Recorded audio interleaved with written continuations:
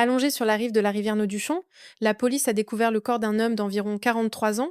La victime a été identifiée comme étant décédée par strangulation sous ses chevilles. Il portait un bracelet électronique. La victime venait de sortir de prison il y a 8 mois. Pour des crimes d'agression sexuelle, il avait une injection sur le cou et sa langue était sectionnée. Et il n'a toujours pas été possible de retrouver le reste. Le capitaine Chaud demande à tout le monde de vérifier sous le corps. Les gens étaient en panique lorsqu'ils ont trouvé la langue sectionnée.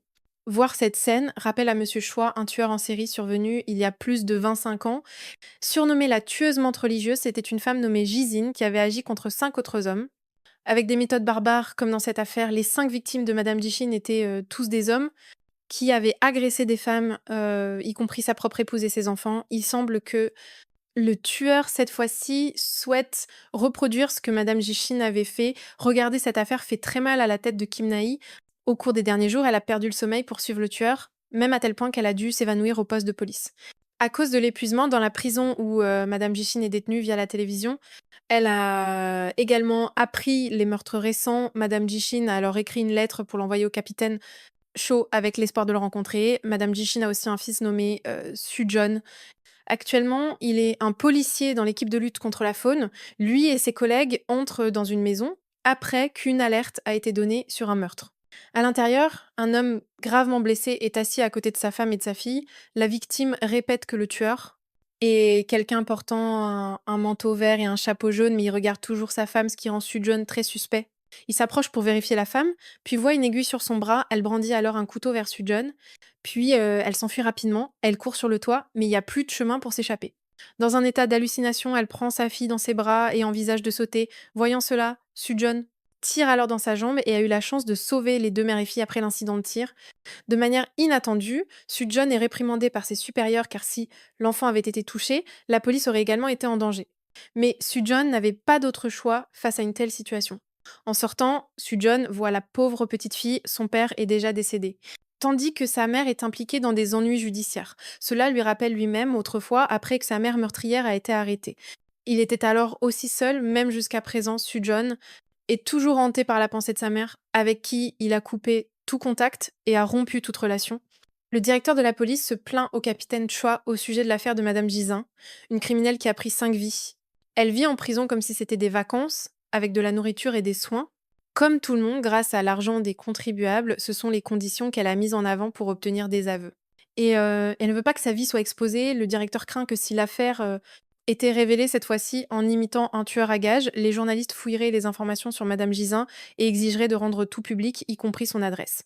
Monsieur Choi affirme que si cela se produit, il fera fuiter l'information que Madame Jishin est morte en prison pour couvrir la vie actuelle de Madame Jishin. Monsieur Choi rencontre ensuite Madame Jishin ici. Elle promettra de collaborer avec la police pour attraper le coupable. Mais cela vient avec d'autres conditions. Le lendemain, Monsieur Choi rencontre immédiatement Soo-Joon. Il veut que Soo-Joon rejoigne l'équipe des affaires criminelles pour l'aider à enquêter sur le tueur imitateur. Mais ce qui est plus important, c'est de répondre à la demande de Madame Jishin, car elle veut seulement parler à travers Soo-Joon. Mentionner le nom de la mère du tueur rend Soo-Joon furieux. Monsieur Choi conseille à Soo-Joon de bien réfléchir à cela, car c'est le seul moyen de trouver des indices sur le coupable. Cette nuit-là, un autre meurtre a eu lieu. La victime était attachée sur une table avec du ruban adhésif. Le tueur apparaît lentement avec une hache à la main. Cela terrifie énormément la victime. Le lendemain, Soo-Joon se réveille et la presse rapporte l'affaire de la nuit précédente. Beaucoup se souviennent des conseils du capitaine Choi, lui-même. Choi est celui qui a conseillé à Soo-Joon de rejoindre la police. Il lui a toujours dit que sauver des gens et rester indifférent, c'est comme les tuer de ses propres mains. En pensant à cela, Soo-Joon se rend chez Monsieur Choi et il accepte de rencontrer la mère du tueur. Monsieur Choi révèle à Soo-Joon les deux conditions de Madame Jishin. Premièrement, elle veut rencontrer son petit-fils. Deuxièmement, elle souhaite changer le lieu de rencontre à un endroit en dehors de la prison. Là-bas, on a installé des caméras de surveillance. Soo-Joon se demande ce que Madame souhaite réellement, pourquoi veut-elle rencontrer son petit-fils. Monsieur Choi pense qu'elle doit probablement lui manquer, mais Soo-Joon le nie toujours.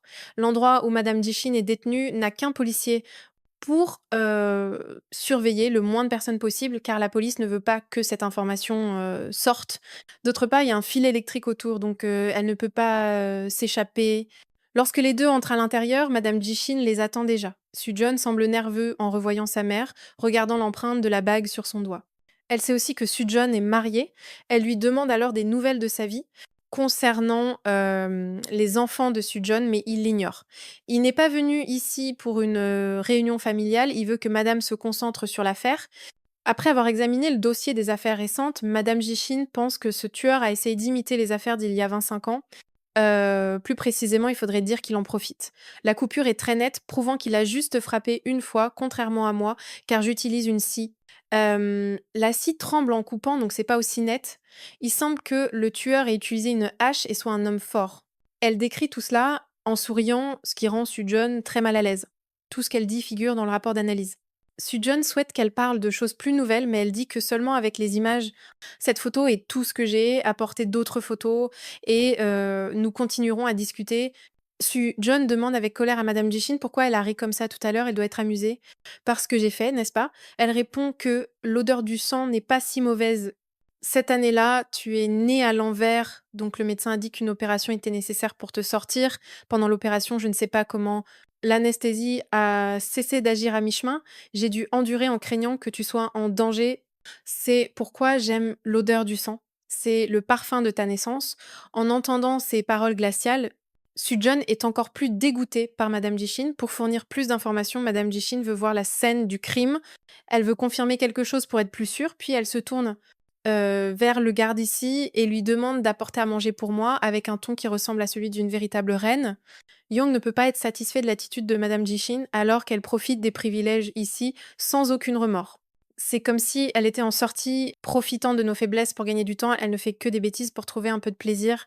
Monsieur Choi explique à Soo-jeon qu'il y a 23 ans, il n'y avait qu'une preuve d'une affaire parmi celles de madame Jishin, mais c'était qu'une suspicion, sans preuve concrète. Le gouvernement politique appelle chaque jour avec des demandes pour mettre fin à cette affaire. Au moment de l'arrestation, madame Jishin regarde l'oncle et sourit avec dédain. Il a juste un peu de soupçon en main, donc il a vraiment besoin de l'aveu de cette dame. C'est pourquoi il doit accepter les demandes de madame J. Signe depuis sa cellule, de la musique jusqu'au café, elle est quelqu'un qui ne veut que négocier, elle ne souhaite jamais être redevable à qui que ce soit. La petite fille, pauvre chose, dans l'affaire de la mère qui s'en est prise au père, a été, ramenée par Soo-jeon et confiée à son grand-père pour s'en occuper. Après quelques jours ici, la petite fille est plus joyeuse et commence à oublier, les tristes événements passés de ses parents. Ici, Soo-jeon raconte à son grand-père qu'il vient juste de rencontrer, madame Jishin dans ses rêves. Il continue de voir cette femme poignarder quelqu'un tout en souriant. Récemment, un fou imite exactement ce que madame Jishin a fait autrefois. Il n'a rencontré cette femme que pour collaborer à l'enquête, mais son grand-père pense toujours que la mère de Soo-jun est un démon et lui conseille de ne jamais la voir. Une rencontre est déjà trop. Soo-jun est ensuite transféré à l'équipe de monsieur Choi. Tout le monde est surpris que monsieur Choi ait dit qu'il ne recruterait jamais de nouvelles personnes. Kim n'est pas très content de la présence de Soo-jeon, n'est-ce pas? Monsieur Choi l'a fait rencontrer madame Jixin pour enquêter, mais il accepte jamais cela.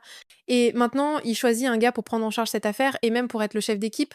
Après avoir revu les affaires récentes, Soo-jeon découvre quelque chose d'étrange dans le deuxième cas.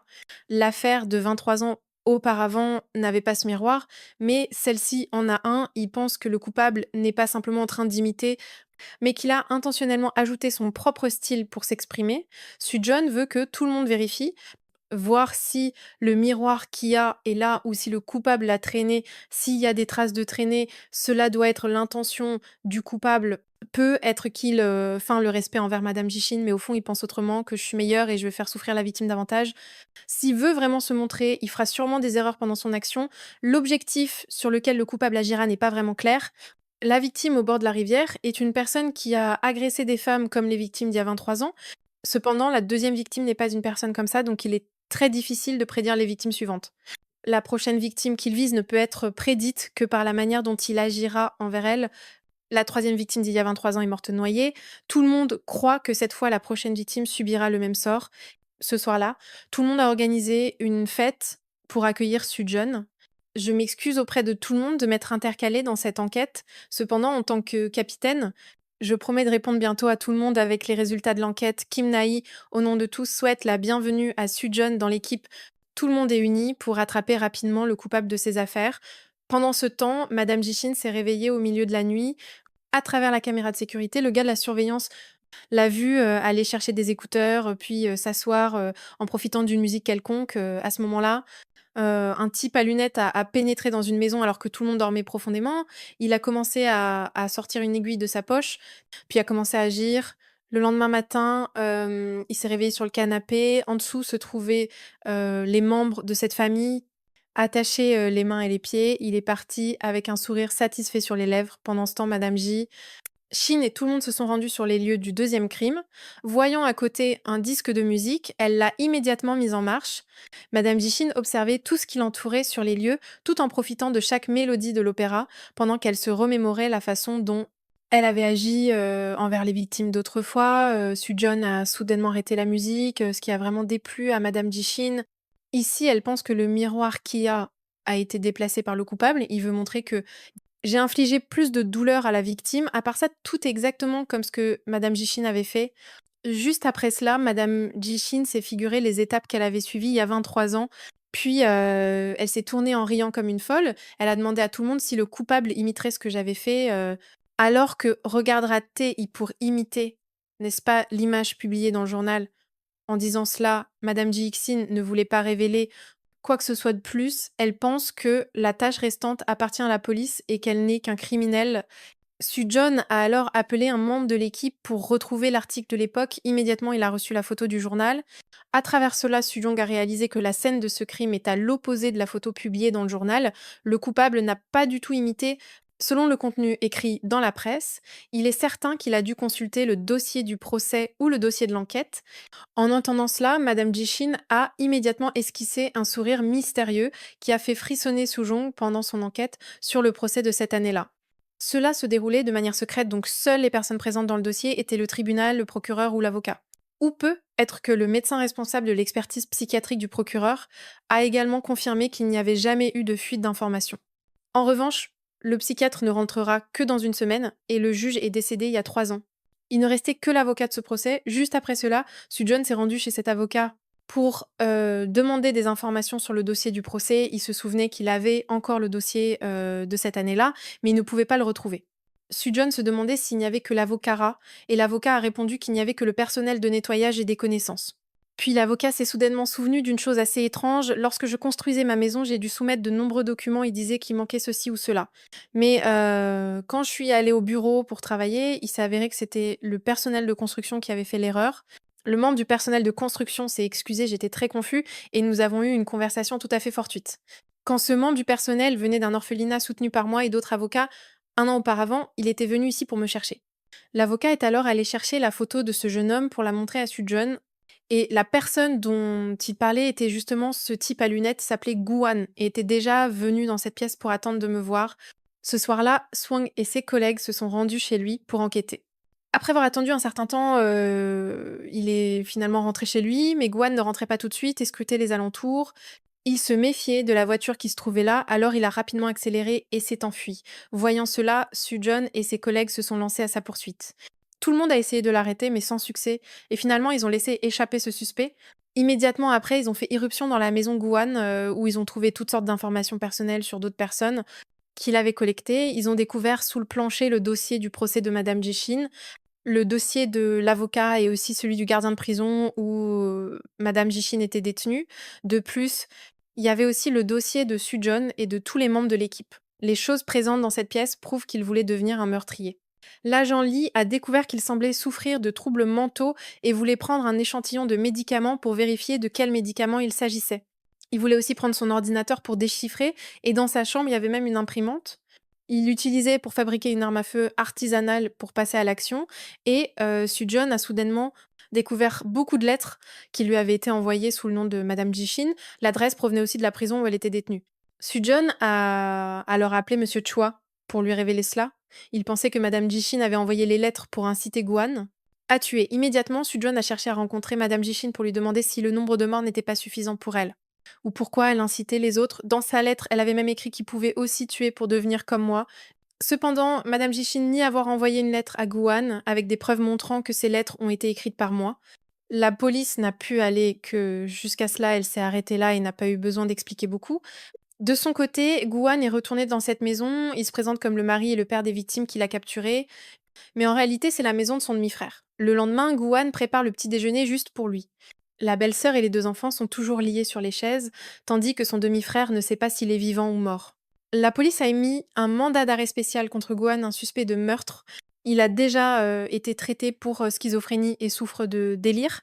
Su-John compare le rapport que Madame Jijin a écrit elle-même il y a 23 ans avec la lettre de la maison de Guan, et l'écriture est complètement différente.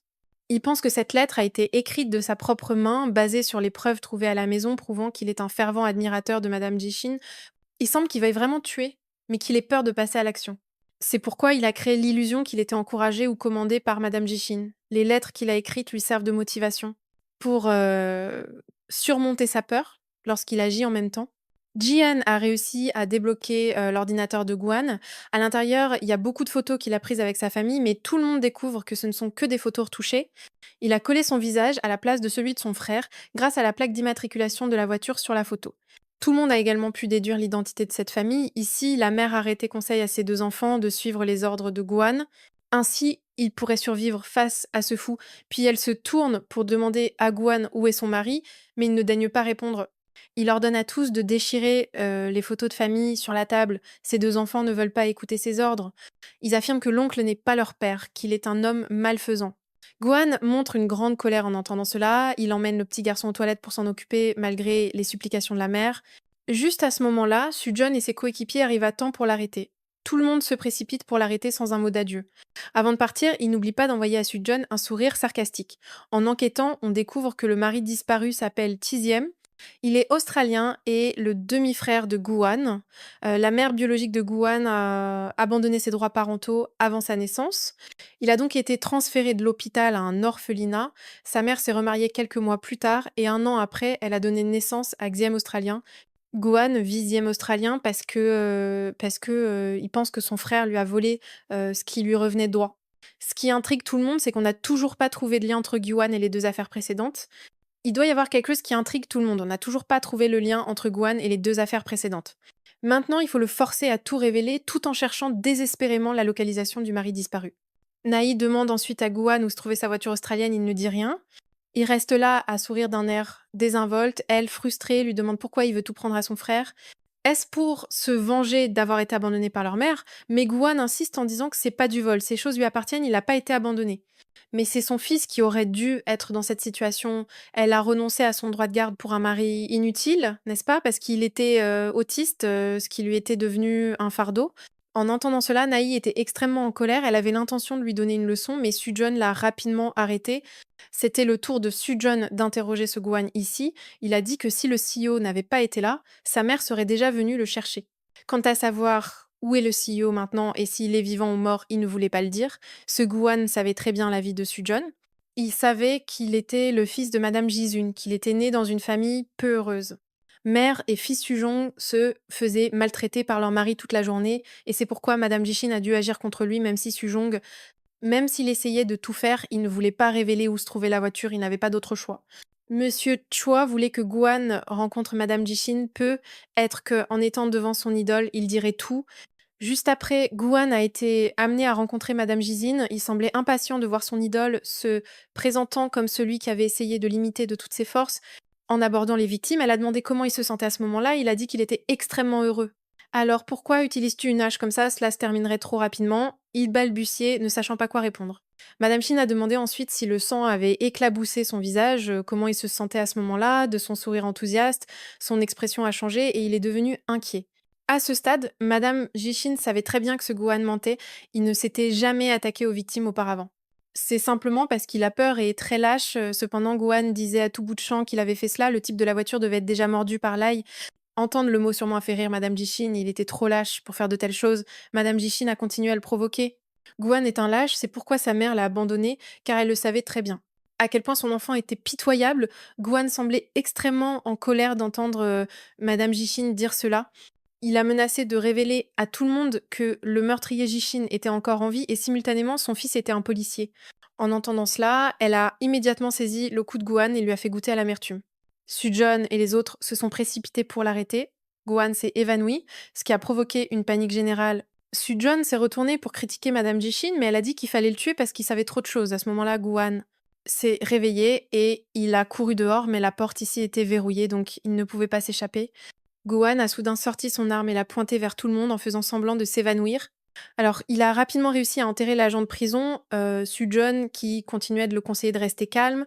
Il essayait de manipuler son esprit pour lui prendre son arme, mais ne peut pas être surpris de se diriger une arme sur sa tête, puis de tirer froidement, le coup de feu résonnant au loin, faisant, sursauter, madame Jizoon, à l'intérieur.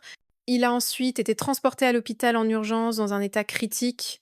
Tout le monde essaie de le maintenir en vie, mais aucune information n'a encore été exploitée tandis que Sujun semble un peu inquiet. Car il sait trop de choses sur lui. À ce moment-là, Monsieur Cho appelle et exige que Sujun fasse rapidement parler le suspect. Il n'est lié à aucune des affaires précédentes, mais pour l'affaire concernant la voiture australienne, il faut juste que la voiture australienne revienne en sécurité. Alors personne ne s'intéressera à lui. Monsieur Cho a déjà parlé au directeur de l'hôpital et a conseillé à Sujun de rester tranquille. Là, il sera complètement isolé du monde extérieur, sans aucune chance de parler de sa vie. Sujun a également survécu à la crise, car la balle a heureusement juste frôlé sa tête. Ce qu'il faut faire maintenant, c'est retrouver la voiture australienne. Sujun croit que la voiture australienne est toujours vivante, car Wuhan a déjà dit à Madame Ji, il est certain que la voiture australienne est déjà morte, mais il ne peut pas encore confirmer cela avec précision. On dirait qu'il a laissé la voiture quelque part et ne sait pas si elle est encore en vie, mais la seule personne qui connaît l'emplacement est le gars dans le coma là-dedans qui sait qu'il doit attendre qu'il se réveille pour pouvoir lui faire parler. Sujun se souvient soudain d'une chose et appelle alors pour vérifier l'ordinateur de Guan. L'ordinateur contient de nombreuses photos de l'hôpital Yeonnam. Au fil des ans, c'est là que sa mère l'a abandonné. Guan croit que son frère cadet, le PDG, a volé sa vie et l'hôpital Yeonnam. C'est l'endroit qui a échangé le destin des deux. Immédiatement, Swong et tout le monde se mettent en route vers l'hôpital Yeonnam. Tout le monde est convaincu que Guan a abandonné la voiture australienne quelque part dans cet hôpital. L'équipe se divise pour chercher dans toutes les chambres, ils fouillent tous les recoins, mais il n'y a aucune information sur la voiture australienne. À ce moment-là, Sujun voit quelques femmes de ménage emporter des couvertures à laver, il demande et découvre. Qu'il y a une autre zone de lavage qui n'est pas sur le plan de l'hôpital, Sujun en informe tout le monde pour aller à la salle de lavage. Dans le bâtiment annexe, il découvre que la voiture australienne est dans une machine à laver en fonctionnement. Elle arrête la machine pour, le sortir à l'extérieur. Sujo presse aussi sur la poitrine pour lui, redonner vie.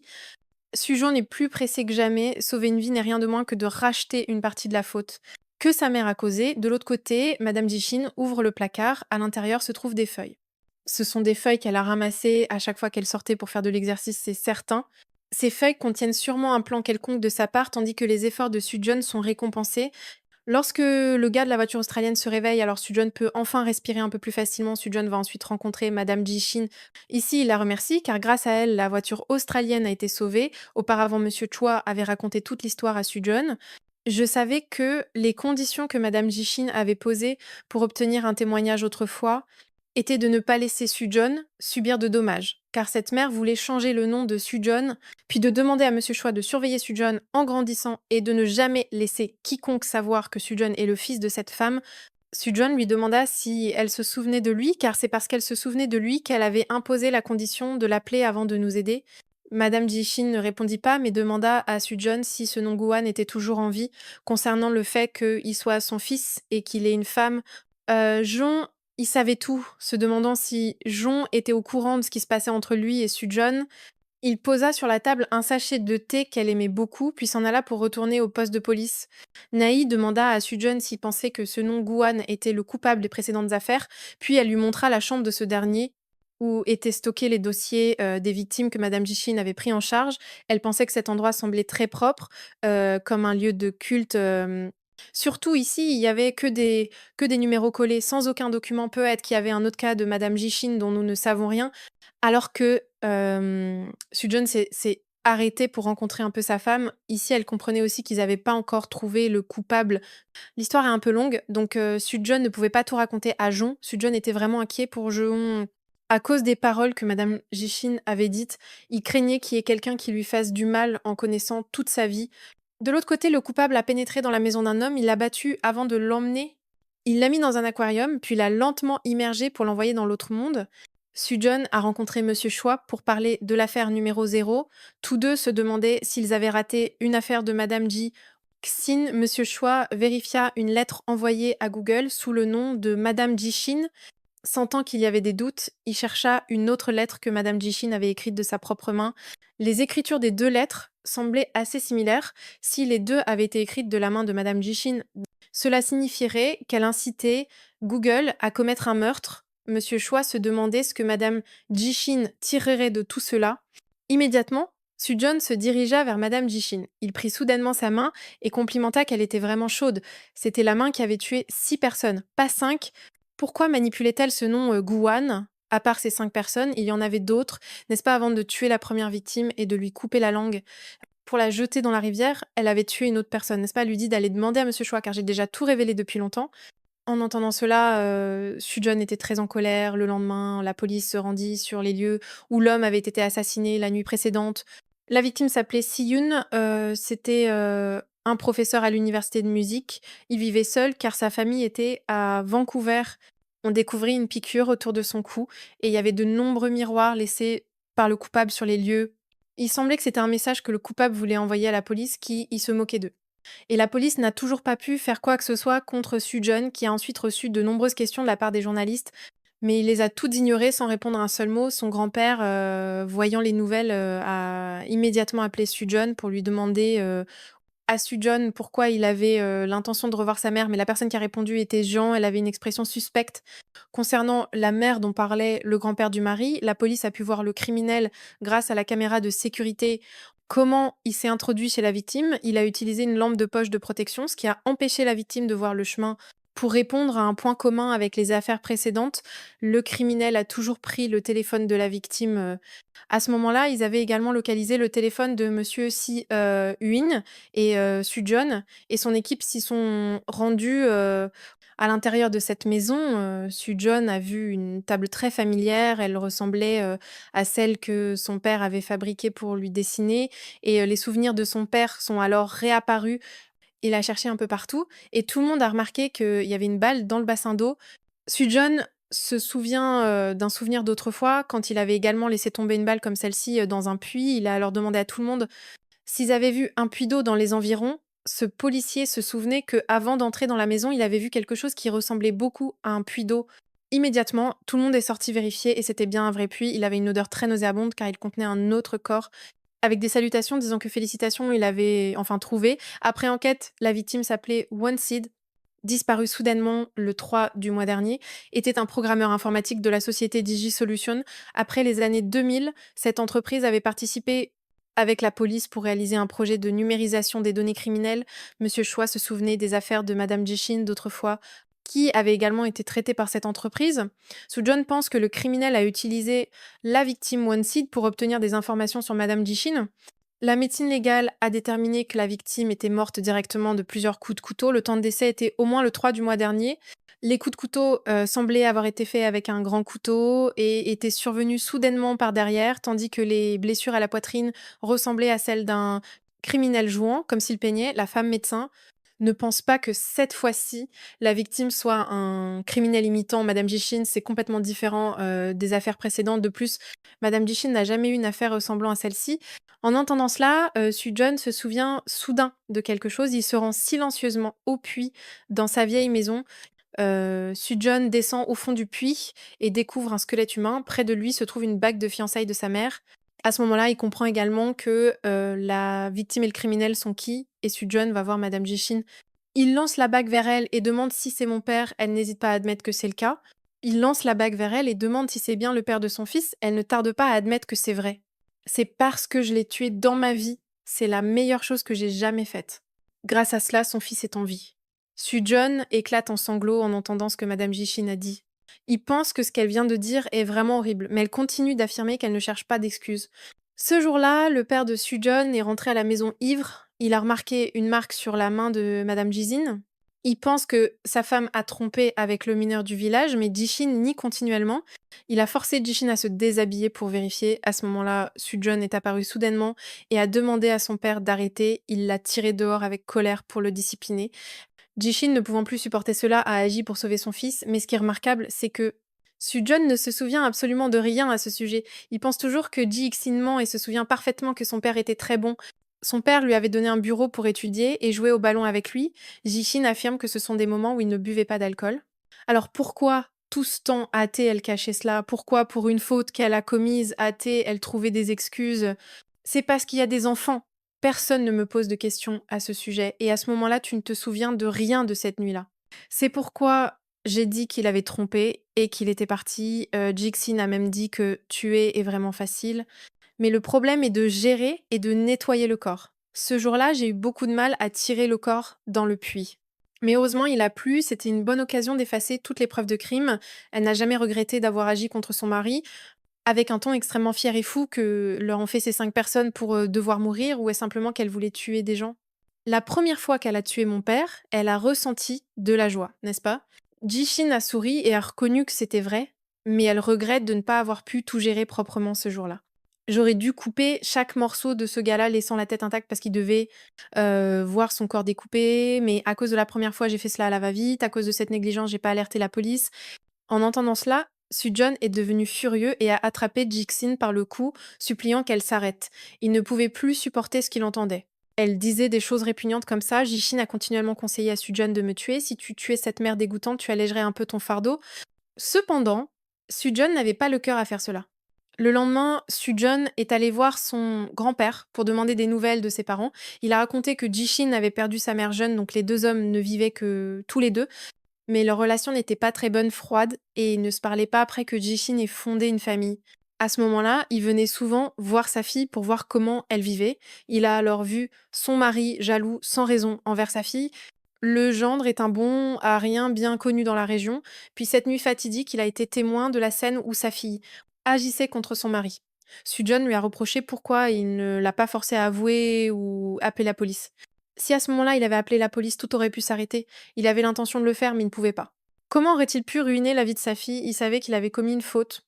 Mais toute sa vie, il ne pourra pas rembourser. Avec l'état d'esprit de rembourser, il a élevé son petit enfant et a ensuite adopté d'autres enfants. Mais même s'il élève une IA, comment ce péché pourrait-il disparaître? Sujun se tourne à nouveau vers Madame Jishin.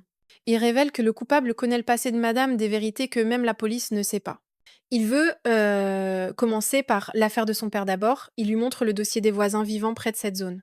Il veut savoir si elle reconnaît Lia. Madame Jixin choisit un homme parmi eux qu'elle pense être un déchet. Alcoolique, avec des antécédents de coups et d'agressions sexuelles, à ce moment-là, Madame Jixin demande soudainement à propos de la femme de Sujun. Si mon existence est connue de tout le monde, alors la petite Jon serait-elle encore à tes côtés? Sujun affirme que dans ce cas, il choisira de partir. Madame Jishin continue à parler de la famille de ce voisin. Sa femme l'a quitté, donc il vit avec son fils. Ce fils a une personnalité faible et se sent souvent seul. Donc presque tous les jours, il vient jouer chez nous. Le garçon a des blessures et chaque jour, elles deviennent de plus en plus nombreuses. C'est pourquoi je suis allée chez lui pour rencontrer le type qu'on appelle son père. J'ai vu que le garçon était aussi sur le point de lever la main contre son père, mais il n'a pas pu. Puis j'ai vu le garçon se frapper avec un marteau. Cela semblait être un appel à l'aide pour moi. À ce moment-là, ce garçon Minj m'a vu partir. Plus tard, quand je suis apparue dans les nouvelles, il a dû savoir que j'avais utilisé un anesthésiant. Quand le garçon saura que je suis venue pour tuer son père, comment se sentira Tae-il? Après ces mots pleins de sous-entendus, Sujun a immédiatement informé Monsieur Choi de cela. Il pense que la probabilité que Min-jae soit un meurtrier imitant est très élevée.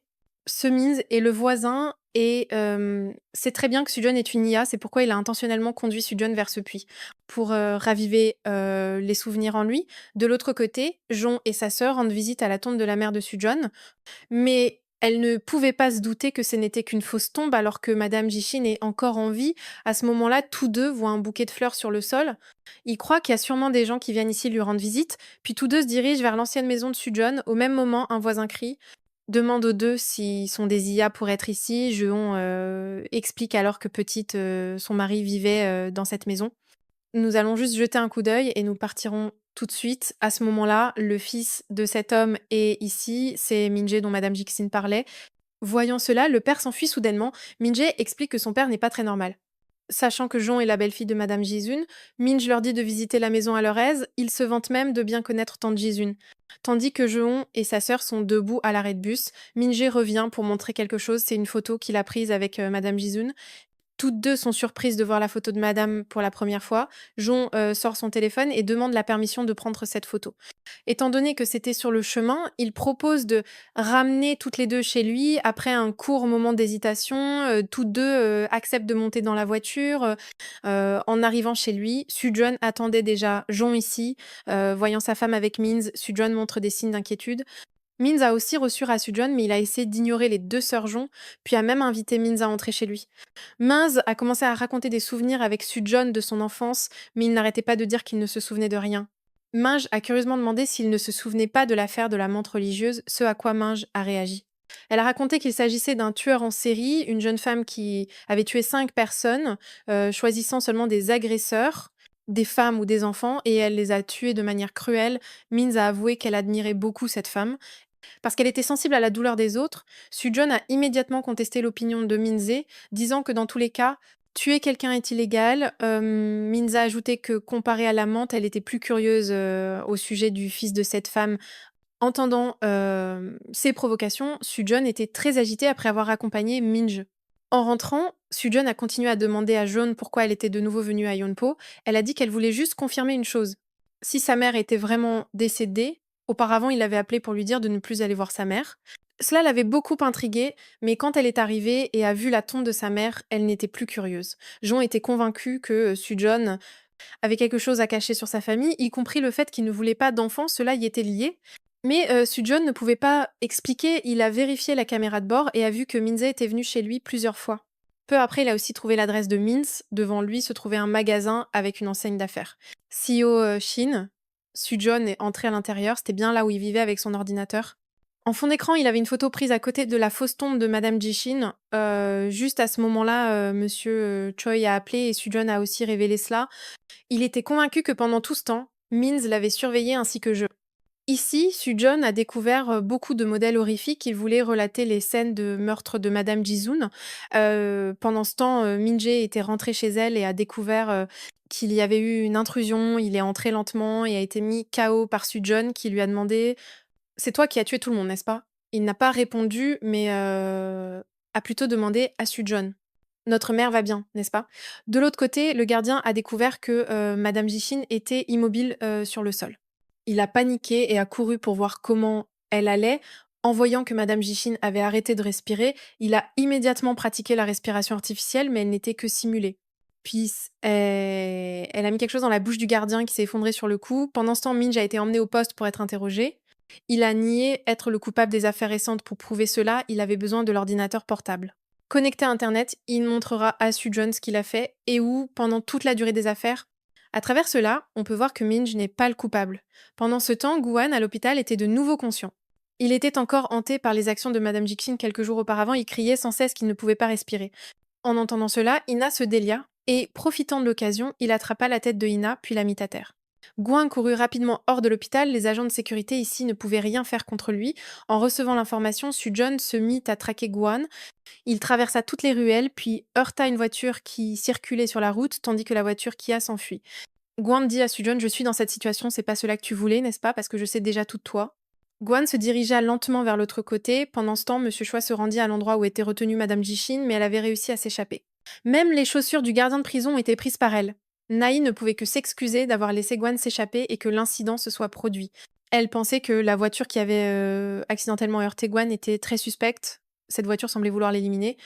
Guan pour le faire taire. Soo-jeon était encore en colère contre le comportement de Naï. Il lui demanda pourquoi elle avait cherché Guan. Sans m'en informer, était-ce parce que tu étais mécontente que je sois devenue capitaine? Tu ne me fais pas confiance à ce point, Su répondit que nous l'écoutons, non pas parce que tu es le capitaine, mais parce que nous pensons que tu peux aider toute l'équipe à enquêter, pas seulement toi qui es fatigué, mais nous le sommes aussi. Pendant ce temps, Madame Ji-shin se rendit soudainement chez Jon. Faisant face à la belle-mère pleine de mystères, Jon ne pouvait s'empêcher d'être surpris. Ici, Jon s'excusa auprès d'elle parce que elle avait toujours pensé que sa belle-mère était morte. Madame Ji-shin admit également que c'était quelque chose que ni elle ni Soo-jeon ne voulaient. Pendant ce temps, la police traquait Madame Ji-shin depuis 6 heures déjà, mais il n'y avait aucun indice sur elle. Soo-jeon était convaincue qu'elle était celle qui avait conduit la voiture qui avait percuté Google la nuit dernière. Tout le monde se demandait où elle irait après avoir commis son acte. En un instant, Soo-jeon se rappela de Jeon et se précipita chez elle. Quand il arriva, Madame Ji-shin était encore là. Tandis que Jon connaissait déjà toute la vérité sur elle, ce que Soo-jeon cachait depuis longtemps, Madame Ji-shin était ici juste pour rencontrer l'épouse de son fils, rien d'autre. Mais pour Soo-jeon, elle était toujours sur ses gardes envers elle. Peu après, Madame Ji-shin se porta volontaire pour se faire mettre les menottes afin que Soo-jeon l'escorte. Soo-jeon pensait que la nuit dernière, Madame Ji-shin s'était échappée, avait volé une voiture à l'hôpital, puis avait agi contre Guan. Tous les repères temporels concordaient parfaitement. Elle montra une grande surprise en apprenant que Guan était mort, mais elle affirma encore qu'il méritait de mourir. En sachant trop de choses, elle demanda à Sujun comment il se sentait en voyant Guan mourir. Il se sentait vraiment pas chanceux, n'est-ce pas? Maintenant, tu es vraiment en sécurité, n'est-ce pas? Entendre ces paroles fit, frissonner, Sujun. À l'extérieur, Sujun demanda à Monsieur Choi s'il pensait que je ressemblais à elle. Monsieur Choi ne comprit pas ce que Sujun voulait dire, mais il affirma avec certitude qu'il ne ressemblait pas du tout. De retour chez elle, Jon avait une chose qu'elle voulait vraiment demander à Sujun, car chaque nuit, elle entendait son appel à sa mère dans ses rêves. Elle pensait que Sujun se souciait d'elle, c'est pourquoi il faisait cela. En entendant cela, Sujun se sentit encore plus confus sur lui-même. Le lendemain, Minj fut officiellement libéré après avoir obtenu un alibi. C'est Sujun lui-même qui doit conduire pour le ramener ici. Min-jae se demande si Sujun se souvient vraiment de rien de son enfance. Pourquoi? Quand nous sommes allés à la plage avec notre mère, mais Sujun affirme toujours qu'il ne se souvient de rien, Minj. Il avait également promis de garder le secret sur la relation entre Sujun et Madame Jizin. Minj raconte que enfant, mes souvenirs de mon père consistent uniquement à être battu par lui, l'homme que j'ai tant craint. Il est devenu celui que je dois maintenant prendre soin, qui sait? La mère de lui est peu, être devenue celle qui a besoin de lui pour prendre soin d'elle maintenant. Sujun ne pense pas que Madame Jixin voulait tuer le père de Minge pour l'aider, c'était simplement parce qu'elle voulait tuer quelqu'un pour satisfaire son plaisir. Elle a juste choisi au hasard un coupable parmi ceux qui ont commis des erreurs pour agir. Puis, elle a justifié qu'elle avait agi contre ceux qui méritaient de mourir. Tout cela était juste pour elle-même. Sujun conseille à Minge de ne plus se soucier de Madame Jizun, mais pour Minje, c'est exactement le contraire. Minge affirme toujours que sa mère l'aime beaucoup, mais lui se montre têtu et refuse de le reconnaître. Lui et la mère Jizun sont tous deux pareils. Entendre cela rend Sujun extrêmement en colère. Beaucoup de gens lui ont déjà dit cela. Et il ne veut jamais entendre cela, même si c'est sa mère, le fait de tuer ne peut être excusé. Ni aimer ni devoir pleurer un meurtrier imité et quelqu'un qui sait tout sur le fait que Madame Jishin a tué son mari. Il y a 25 ans, elle n'a pas parlé de cela à la police. Le nom Gohan Kia semble avoir deviné quelque chose, mais il n'a rien noté. Cela prouve qu'il ne sait pas clairement. Monsieur Choi croit que le coupable est quelqu'un que Madame Jishin serait prête à raconter tous ses crimes cachés, puis il se souvient soudain qu'il y avait un médecin qui avait évalué la santé mentale de Madame Jishin. De son côté, Min se rend chez la sœur proche de Jon, Asa, après leur rencontre de la veille. Ils ont tous deux des sentiments l'un pour l'autre, et à ce moment-là, Jon est également présent, donc il a une question à poser à Minz. Si, quand ils étaient enfants, Sujun et sa mère s'aimaient, Minz confirme que oui, tout le monde peut voir que mère et fils vivent très heureux. Sujun se rend chez la médecin qui avait évalué la santé mentale de Madame Jishin. Il veut savoir si Madame Jishin avait déjà révélé à elle qu'elle avait tué son mari. La médecin ne peut pas le révéler car ce sont des secrets clients, donc elle renvoie poliment Sujun chez lui. Il ne peut rien faire de plus car il n'y a pas d'ordre de perquisition. À ce moment-là, un patient se rend chez la médecin. Et ce patient est Monsieur Choi. Pour gagner du temps, elle en profite. Sujun prend rapidement les informations sur Madame Ji, chine dans l'ordinateur. En vérifiant, Monsieur Choi découvre que la grand-mère de Sujun est morte devant Madame Ji-shin. Sujun est stupéfait par cette information. Immédiatement, il va voir son grand-père pour lui poser des questions. Il raconte que cette année-là, la maison a soudain pris feu. Sa femme est restée coincée à l'intérieur et n'a pas pu sortir. En entendant sa mère crier à l'aide, Joshin a voulu plonger dans les flammes pour la sauver, mais il avait très peur et ne pouvait que retenir Joshin. À tout prix, il ne voulait pas perdre sa fille après cet incident. Jishin a alors fermé son cœur à lui. Peut être à cause de cela, cela a causé des choses horribles plus tard.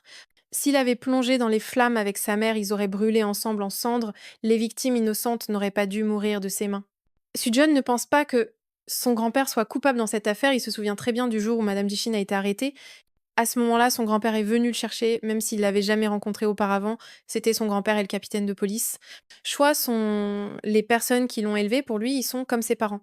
Sujun reçoit soudainement un colis d'une personne anonyme. À l'intérieur se trouve un téléphone contenant une vidéo que le meurtrier a filmée en s'en prenant aux victimes.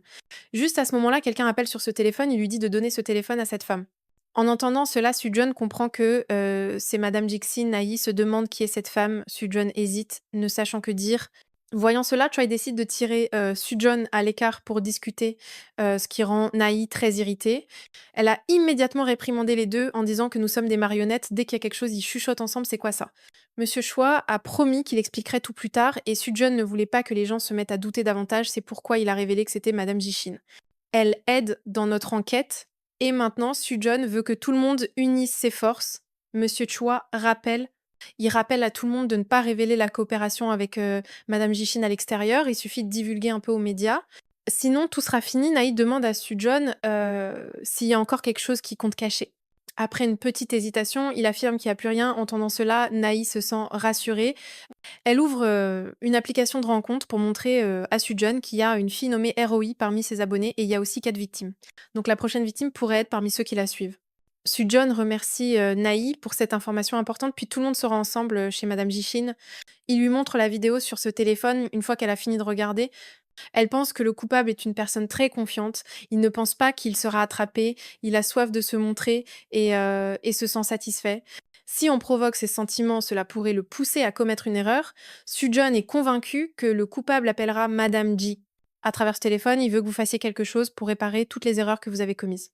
Il n'est jamais trop tard et il vous donnera une chance. Monsieur Choi a ensuite appelé Minjae. Il voulait savoir si Minjae utilisait une application de rencontre. Il admet qu'il y en a une. Il a entendu Monsieur Choi mentionner un compte nommé Joy, et Minj l'a immédiatement reconnue. Il révèle qu'elle a déjà dit qu'elle avait lu mon webtoon et qu'elle est fan de moi. Mais nous ne nous sommes jamais rencontrés en privé. Peu de temps après, le coupable appelle Madame Jishin. Il admet que l'imitation est pour que les gens sachent plus sur ce que vous avez fait. Il sait très bien qu'autour de vous, Jishin, il y a beaucoup de gens, il dit qu'il a déjà installé un convertisseur de fréquence, donc il peut pas être retracé. En même temps, il révèle que ce soir, dans la dernière scène, la prochaine victime va finir. Après avoir dit cela, il raccroche. Sujon se demande ce que le coupable veut dire par la dernière scène. Cela doit être une sorte de représentation.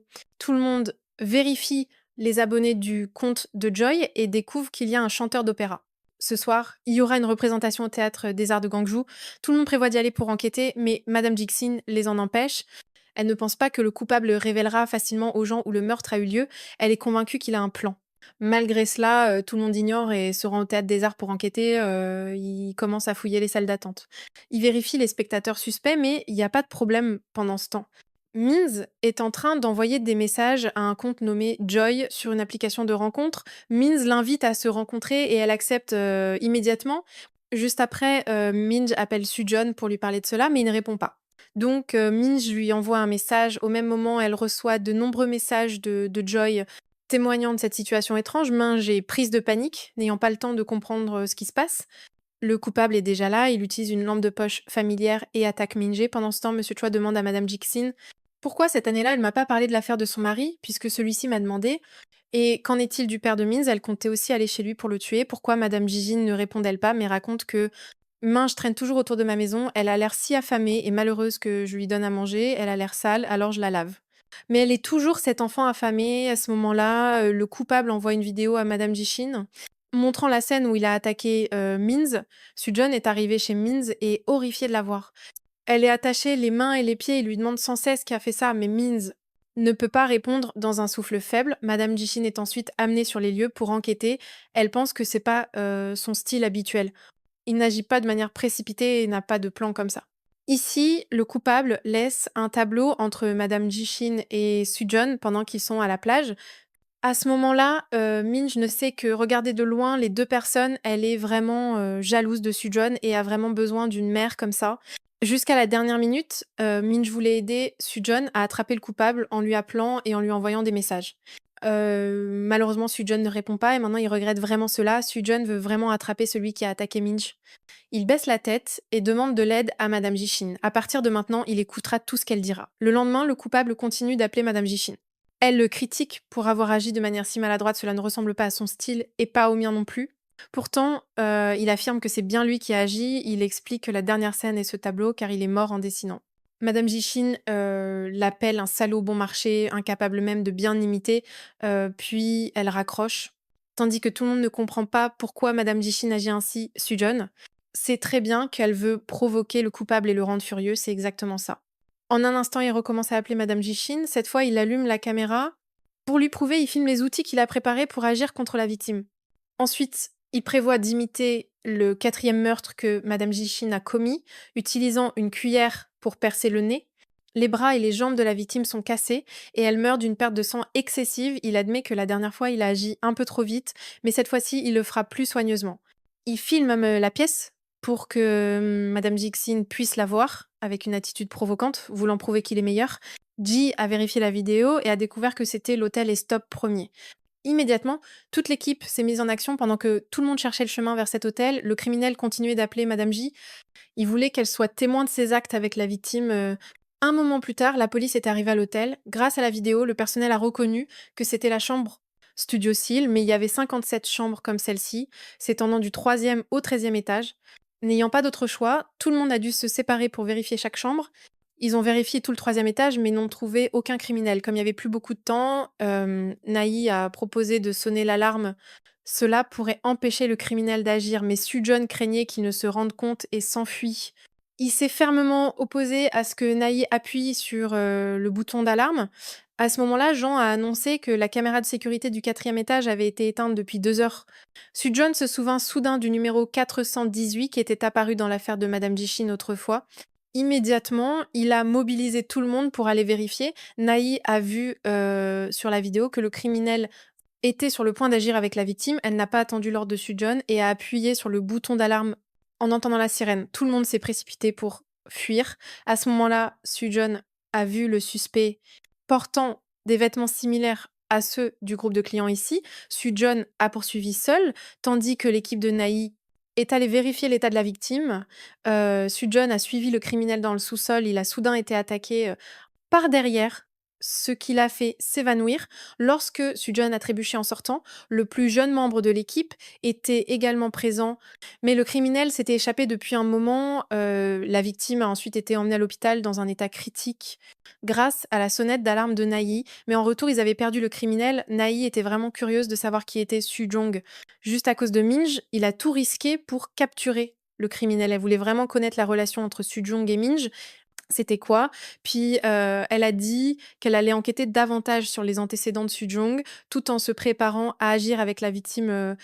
Lorsque le criminel a commencé à chanter une chanson, il a imité, exactement la chanson que Madame Jishin avait chantée cette année-là. Comment pouvait-il savoir cela alors que Madame Jishin n'avait jamais mentionné cela dans son rapport? Su-John était convaincu qu'il avait été sur les lieux où Madame Ji avait été attaquée, mais pourquoi ensuite il n'avait pas appelé la police?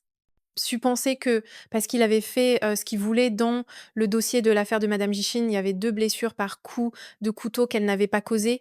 Le criminel devait forcément se cacher quelque part en attendant qu'elle parte pour continuer à poignarder une personne déjà morte. Il devait vraiment avoir, beaucoup de haine pour faire cela. La famille de la victime avait une femme et un petit garçon. Les 2 blessures étaient très superficielles. Cela ne pouvait donc être que le petit garçon qui, avait également été maltraité par son père et bien sûr, il devait le haïr. Il a révélé à Madame Jishin que ce garçon connaissait Su-John et toute sa famille, donc la personne en danger était la femme dessus. John a entendu cela. Su-John a immédiatement appelé Monsieur Choi parce qu'il voulait quelqu'un en alerte pour protéger sa femme. La police a ensuite visé le fils là-bas. Il s'appelle Jong John, en dehors des papiers d'identité usés. En réalité, il n'y a aucune information à son sujet, pas de compte bancaire ni de carte de crédit. Il est très possible qu'il ait changé d'identité. Pendant ce temps, la mère de Rongdu est à la maison de retraite en raison de la démence causée par l'alcool juste après cela. Su-John et Naï sont allés voir la mère de Jong-John, car elle a perdu la mémoire, ses souvenirs sont donc un peu confus. Elle murmure qu'elle a récemment vu Jong-John, il a encore mis du maquillage pour se transformer en fille, et selon les paroles de l'infirmière, cette personne venait juste de partir. Lorsque Su-John et Naï sont arrivés, la caméra de sécurité était en panne. Ils ne pouvaient donc que dire que la personne portait un sweat à capuche et un masque. C'est certainement une femme. Selon ce qu'il croit, Su-John pense que si Jong-Jun veut se maquiller pour devenir une fille, cela signifie qu'il y a eu une perturbation de l'identité de genre depuis longtemps. Alors 23 ans se sont écoulés. L'apparence de Jong-Jun maintenant sera très différente. Il pourrait être une personne complètement différente, y compris le sexe. Yong-Jun a eu une vie comme un enfer, donc il veut vraiment renaître en une autre personne pour avoir une vie différente. Ils ont commencé à esquisser le visage de Jong-Jun après la transition. Puis, tout le monde l'a utilisé pour chercher des cliniques de chirurgie esthétique, mais aucune IA ne pouvait reconnaître, la personne sur la photo. Su-John a également cherché une clinique de chirurgie esthétique. Il a demandé aux employés ici s'ils avaient déjà vu un patient particulier. En entendant cela, une employée l'a tiré à l'écart pour lui parler. Elle a révélé que dans l'hôpital où elle travaillait auparavant, il y avait un patient qui était un peu différent. Cette fille murmurait pour elle-même que c'était bien d'être une femme car personne ne se méfie d'elle. Si quelqu'un savait cela, Su-John a couru pour informer tout le monde. Il était convaincu que cette fille était Jong-Jun ici. Su-John a tout révélé à tout le monde puis a demandé aux plus jeunes membres de l'équipe de trouver le médecin opérateur. Cela permettrait d'attraper le coupable, mais le visage de l'IA est resté figé sans soucier de ce qu'il disait. Sujeon s'est senti étrange et a demandé à tout le monde ce qui se passait. Nahi a immédiatement montré à Sujeon une photo où se trouvaient Mintz, la mère Jisun et lui-même. Mais en trouvant cette photo chez Mintz, il savait maintenant quelle était la relation entre Sujeon et la mère Jisun. Nahi a alors demandé à Sujeon de quitter l'équipe et Sujeon n'a pas nié qu'il était le fils de la mère Jisun. Cependant, il pense que cela n'a aucune incidence sur l'enquête, mais Nahi ne pouvait pas accepter un capitaine qui mentait à son équipe alors que Sujeon avait déjà confirmé qu'il n'y avait plus rien à cacher. Elle n'avait pas besoin d'un capitaine qui ne se souciait pas de la vie des victimes. Seule l'idée d'attraper le coupable à tout prix l'intéresse. En réponse, Sujeon a dit qu'il n'était pas encore mort. Juste à ce moment-là, Monsieur Choi était là. Il a informé tout le monde que la victime Eunho à l'hôtel venait de décéder. En entendant cela, Sujeon est resté sans voix, il n'avait plus rien à dire et s'est, donc silencieusement éloigné avant de rentrer chez lui. Il a décidé de tout révéler à sa femme sur le fait que, sa mère était l'assassin de menthe religieuse, une personne qui avait pris la vie de 5 hommes. Il y a 23 ans, son grand-père avait fabriqué une fausse tombe comme si sa fille était morte. Il a changé son nom pour qu'il puisse continuer à vivre. Puis 23 ans plus tard, il a pu retrouver sa mère. Ce que Sujeon a dit a laissé Jeune sans voix. Elle ne savait pas comment elle devait faire face à cette vérité. C'est la raison pour laquelle Sujeon ne voulait pas d'enfant depuis tout ce temps. Il avait peur que son enfant porte le sang d'un meurtrier, un sang qu'il considère comme impur et dégoûtant. Après être devenu policier et avoir vu les scènes de crime chaque fois qu'il sortait son arme pour attraper un coupable, quand son frère était couvert de sang, à chaque fois, il pensait qu'il aimait l'odeur du sang, non pas parce qu'il voulait attraper le coupable, mais parce qu'il voulait tuer quelqu'un légalement, car lui-même ne croit pas vraiment en lui. Il a peur de devenir comme cette mère meurtrière. Même s'il aime beaucoup Jon, Sujeon ne peut rien faire d'autre que de lui dire au revoir, sachant qu'elle aurait beaucoup de mal à accepter qu'un fils d'un meurtrier comme ça, alors que Jon est maintenant enceinte. Cependant, Sujeon affirme ne pas vouloir d'enfant, ce qui l'empêche de lui révéler. Jon a laissé une lettre sur la table. Elle est temporairement allée chez sa sœur Azra pour quelques jours, jusqu'à ce que Sujeon se stabilise, puis elle reviendra. Le lendemain, Jon et Azra prévoyaient d'assister aux funérailles de Mince. 2 policiers ont demandé à Jon si sa sœur Azra avait déjà son permis de conduire. Ils avaient pour mission de la protéger, donc ils étaient un peu inquiets. Juste à ce moment-là, Sujeon était là. Il avait aussi l'intention d'assister aux funérailles de Mince et a donc emmené les 2 sœurs avec lui. Il est inacceptable que mon fils parte ainsi. Il ne cesse de dire qu'il faut que l'IA indemnise pour cela. Après avoir rendu visite, Sujeon a emmené Jeon à la plage pour discuter. C'est ici que Minjae a peint les 2 mères et enfants. Sujeon et lui, Sujeon se sentait étrange d'être son enfant, mais de ne pas vouloir rencontrer sa mère. Pendant ce temps, quelqu'un qui n'est pas de son sang comme Minj pense toujours à elle depuis son enfance, tandis que Sujeon ne sait que fuir. Fuir sa mère et craindre que Lia découvre la relation entre les 2 affaires, c'est à cause d'elle. Jishin a demandé c'est pourquoi il a rejoint l'équipe, mais maintenant il a aussi quitté l'équipe d'enquête. Jean ne cesse de dire à Sujeon que tout ira bien. Elle révèle que sa sœur Asa déteste normalement les chiens. Mais maintenant, elle essaie délibérément de devenir amie avec lui. Ce soir-là, en rentrant, Sujeon reçoit un appel du capitaine Choi. Il révèle que le docteur chirurgien Cho Jong-jun a été tué et que son ordinateur et ses documents ont disparu. Donc il est très difficile de retrouver Jong-jun, Lia. Choi conseille à Sujeon de revenir à l'équipe d'enquête, car sans Sujeon, Jixin ne coopérera pas. De l'autre côté, Nahi cherche à rencontrer Jishin pour poser des questions sur l'affaire du docteur, mais elle refuse de coopérer ou de dire quoi que ce soit. Voyant cela, Nahi menace de la ramener en prison. Elle accepte immédiatement de revenir sans aucune résistance. Ensuite, elle veut parler en privé avec Nahi un moment. Jishin révèle que Sujeon, pour prouver qu'il est différent de moi, il est devenu policier et a pris en charge cette affaire s'il ne peut pas résoudre cette affaire. Alors, il ne pourra pas se pardonner, c'est pourquoi il supporte une mère horrible comme moi. Il n'a pas pu appuyer sur l'alarme. Juste pour attraper le coupable, il est aussi désespéré que n'importe qui pour résoudre cette affaire. C'est pourquoi Jixin veut que tout le monde ramène Sujeon. Nahi admet que Sujeon est un bon policier. C'est pas parce qu'il est le fils de la dame que nous nous opposons, mais parce qu'il a caché cela. Parce qu'il ne nous a pas fait confiance, c'est pourquoi nous nous opposons. Le lendemain, Sujeon revient à l'équipe d'enquête. Mais tout le monde l'ignore et ne peuvent pas accepter que Sujeon ait menti à tout le monde. De l'autre côté, Jon révèle à sa sœur Azra qu'elle est enceinte. Jon sait très bien que Sujeon ne veut pas d'enfant, mais elle s'en moque. Elle va accoucher de cet enfant. Il faut que ce soit pour Sujeon. C'est une famille merveilleuse. En entendant ces mots, Azra se sent soudainement jalouse d'une mère comme Jeon, tandis que Nahi accepte de coopérer avec Sujeon car elle ne veut pas d'autres victimes. Elle rappelle les paroles que Sujeon a dites en entrant ici, que ce soit l'équipe des stupéfiants ou l'équipe des affaires graves. La réponse par les résultats de l'enquête est ce qu'est, la vraie police. Maintenant, elle veut que Soo-jeon réponde. Dans cette affaire, Ji-jin reçoit un appel du coupable qui imite. Maintenant, tout le monde sait qu'il est Dong-jun. Puis, elle pense que la scène où il a agi contre le docteur était trop en désordre. C'est pas tuer un être condamné, mais tuer par peur d'être découvert, cela fait que vous et lui êtes complètement différents. Dans le passé, à cause de la douleur infligée par son père, il a déversé sa colère sur un chat innocent, c'est sa nature.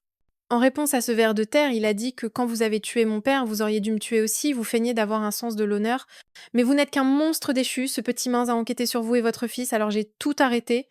Maintenant, votre fils vit heureux grâce à moi, et pourtant vous êtes ingrate, vous êtes en prison, tandis que je suis ici dehors. Je vais détruire ce que vous chérissez. Après un moment de réflexion, elle réalise enfin le sous-entendu de Jong-jun. Il a dit que grâce à lui, Sujin a une vie heureuse. Elle a alors demandé à Sujin comment il avait rencontré Jon. Elle se souvient que c'était Azra qui avait arrangé leur rencontre. Elle s'est donc précipitée chez Azra en chemin. Sujin appelle sans cesse Jon, mais Azra éteint froidement son téléphone, puis elle invite Jon à prendre l'air. Lorsque Sujin et son équipe arrivent chez Azar, il n'y a personne. Les caméras de surveillance montrent que les deux sont partis. Ils découvrent que la voiture des deux a passé le péage de Yoseom, ne pouvant pas les joindre. Sujun a envoyé de nombreux messages à sa femme. En même temps, Hazar et Jon se sont arrêtés à une station-service pendant qu'Hazar faisait le plein. Jon est soudainement surpris. Son téléphone s'éteint brusquement, elle le rallume et reçoit de nombreux messages de Sujun. Jon est paniqué quand Sujun lui dit qu'Azra est le meurtrier de Minz immédiatement. Jon feint d'aller aux toilettes pour chercher un moyen de s'échapper. Jon rappelle Sujun. Il lui dit que si elle est avec Azra, elle doit rapidement sortir de là. Elle doit se diriger vers des endroits bondés, sachant que Jon est à la station-service Myong. Pendant ce temps, Sujun envoie une équipe de police à proximité et il veut que Jon garde son téléphone allumé et ne l'éteigne pas. Immédiatement, Jon s'enfuit de la station-service et Hazar s'en rend compte. Jon cherche un endroit proche pour demander de l'aide. Mais il n'y a personne, alors elle doit se cacher ici et révéler son emplacement à Sujun. Un peu plus tard, un policier arrive chez Jon. Elle soupire de soulagement et lui donne son téléphone pour parler. Sujun demande au policier de la conduire en sécurité pendant qu'il se dirige vers elle. Quand le policier vient de placer Jon dans la voiture pour partir, Azra arrive soudainement et percute la voiture. Elle se précipite alors pour achever le policier. Témoignant de cela fait paniquer Jon. Quand Sujun et les autres arrivent, ils sont déjà partis. Sujun continue d'appeler Jon, mais c'est Azra qui répond. Elle n'hésite pas à admettre qu'elle est Jongjeon transgenre. En même temps, il révèle qu'il a utilisé Jon comme son jouet depuis le début. Puis, ayant délibérément arrangé leur rencontre, il dit qu'il y a un cadeau dans la voiture des policiers qu'il veut offrir à Sujun. Sujun découvre alors que c'est le portefeuille de Jon, accompagné de son test de grossesse, qui le laisse sans voix. À travers la caméra de surveillance, tout le monde a remarqué que Ra Jong-jun se dirigeait vers Angsan, une petite ville où lui et Sujun avaient vécu. Tout le monde a cherché toute la nuit, mais il n'y avait aucune piste. Le lendemain, Song-jun a décidé d'appeler Madame Ji-shin. Cette fois, il a même allumé la caméra pour que tout le monde puisse voir. Il a révélé qu'il s'agissait d'une base secrète où il y avait beaucoup d'insectes. C'était humide, mais j'aimais beaucoup cet endroit. Chaque fois que mon père était ivre et provoquait des ennuis, je me cachais ici. Il a également filmé les outils pour se préparer à agir contre Jon, puis il a révélé que cette table était l'endroit où j'avais joué au docteur, prenant un cutter pour un scalpel. J'ai disséqué tous les chats errants et les chiens. Une fois, je voulais vraiment disséquer une femme enceinte. J'étais curieux de savoir si, en anesthésiant la mère, le bébé dans son ventre serait également anesthésié. Malheureusement, je n'ai vu aucune femme enceinte en me promenant dans le quartier. Madame Jishin a dit que j'étais encore jeune, n'est-ce pas, donc jeune? La colère contre mon père s'est retournée sur les animaux. Maintenant que tu as grandi, tout devrait être différent, n'est-ce pas? Si tu es en colère contre moi, alors fais-le sur moi. En entendant cela, Jongju a proposé un échange de personnes. Il voulait que Madame Jishin vienne ici en personne pour échanger contre Jun. Le temps de l'échange est dans 5 heures à la Maison de la Culture. Si la police se montre, ne t'attends pas à ce que Jon survive. Sujun a ensuite appelé Madame Ji pour discuter de l'échange. Madame Jishin a accepté cet échange sans hésiter. Elle était prête à sacrifier sa vie pour sauver 2 cibles. C'était en quelque sorte sa façon de racheter les erreurs qu'elle avait commises, même si ceux qu'elle avait tués méritaient tous de mourir. Pendant ce temps, Songji a commencé à douter de cet échange. Si nous faisons une erreur, les 2 meurtriers seront libérés. Qui sait si Madame Jishin et Jong-jun ne se sont pas entendus? De plus, Songji ne fait pas vraiment confiance à Sujun non plus. Naï se montrait mal à l'aise avec les pensées négatives de Song. Elle affirmait toujours que Sujun était un capitaine intègre et dévoué, quelqu'un de passionné pour attraper les coupables plus que quiconque. Il fait toujours de son mieux pour prouver qu'il est différent de sa mère, qu'il n'est pas un meurtrier. Mais il est celui qui sauve les gens. Naï craint seulement que Madame Jishin n'exploite la bonté de Sujun pour s'échapper. Elle ne pense pas qu'il s'entendrait avec Madame Jishin et un échange comme celui-ci ne serait jamais accepté par le directeur. Monsieur Choi a rencontré le directeur pour discuter de cette affaire, pour que Madame Jishin ne fasse pas de tour. Ils mettront un dispositif de surveillance sur elle. C'est aussi une opportunité d'attraper le tueur qui se fait passer pour un autre. Pour se prémunir, Monsieur Choi fera surveiller la zone. Il prendra toutes les mesures pour empêcher une fuite. Le directeur veut gérer cette affaire lui-même et conseille à Monsieur Choi de se retirer, mais Monsieur Choi tient à la terminer lui-même. Il avait déjà cherché chez Jongjun en entendant des enfants crier dans la maison. Cependant, le père de Jongju n'a pas laissé Monsieur Choi entrer pour vérifier. Maintenant, Monsieur Choi regrette beaucoup cela. Il se reproche si seulement ce jour-là, il était entré dans la maison, tout cela ne serait pas arrivé. Jongju n'aurait pas été battu par son père et plus tard, Madame Jishin n'aurait pas agi contre ce père. Même Monsieur Choi reproche à la police. À ce moment-là, ils n'ont pas bien accompli leur mission. Après que le directeur a accepté d'échanger des personnes, alors Choi a immédiatement appelé Sujun et lui a révélé une chose, que Madame Jishin est la honte de la police.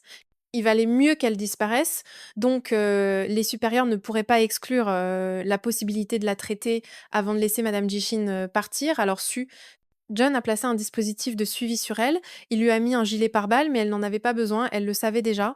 En dehors de Dong Junra, il y a beaucoup d'autres personnes qui veulent sa mort. Cependant, Sujun affirme qu'il ne fait pas partie de ces personnes et conseille à Madame Jishin de ne pas s'inquiéter trop, car il sera près de la zone d'échange. Sujun enchaîne Madame Jixin, mais il lui remet discrètement la clé.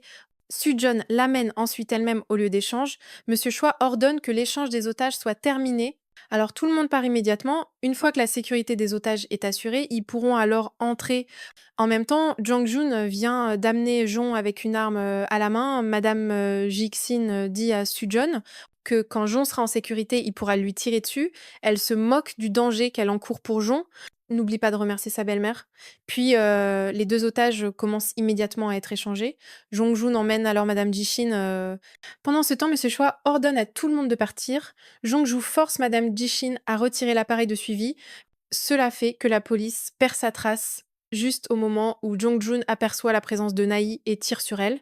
Naï ne tarde pas à riposter avec une balle qui touche la main de Jongjun. Sachant qu'il ne peut pas l'emporter, il entraîne Madame Jishin à fuir. La police perd alors de vue tous les deux dans cette vaste mine, donc ils mettront beaucoup de temps à tout vérifier. Jeon est emmené à l'hôpital pour un examen de santé.